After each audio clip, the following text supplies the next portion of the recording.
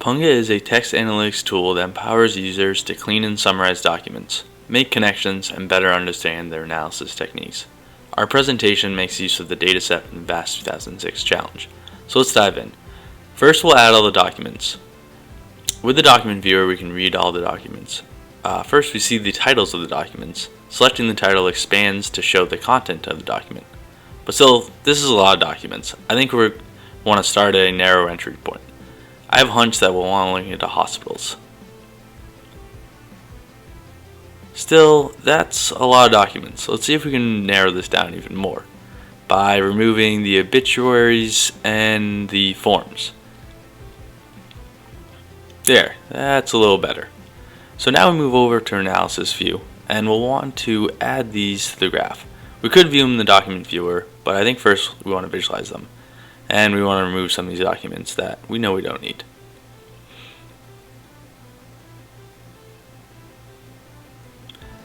Double-clicking a document node expands it and shows the entities that are contained within that document.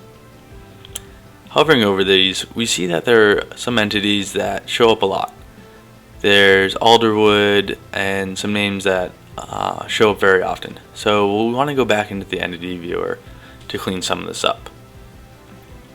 So we'll want to get rid of these vague locations like Alderwood and United States. We also see that there's a lot of names that occur often.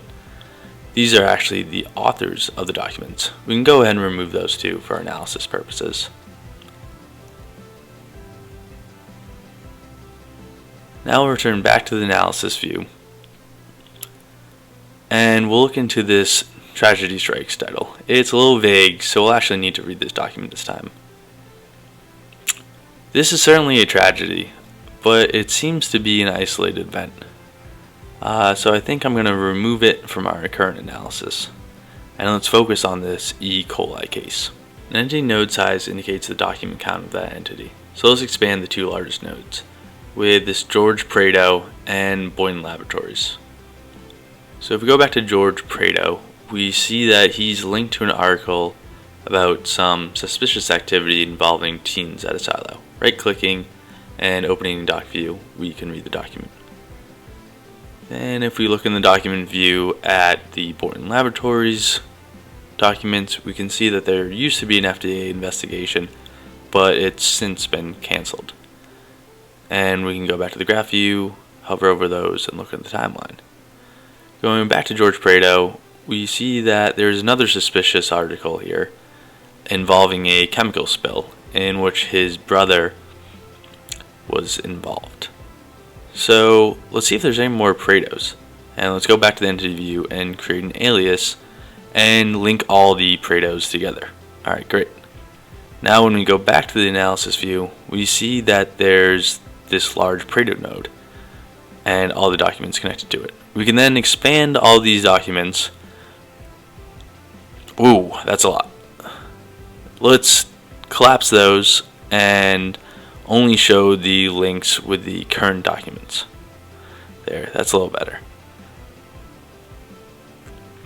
Still, there doesn't really seem to be much there. There's the FDA, and there's some people who are associated with Boynton Labs, and this are. So yeah, let's go back and see if we can see anything in chronological. So see if there's any connections there. So we can hover over the timeline, and we can look at all the documents that appear in that month.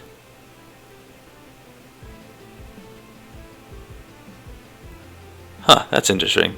The spill seems to happen after this E. coli breakout. Might come back to that later. That's probably enough analysis for now.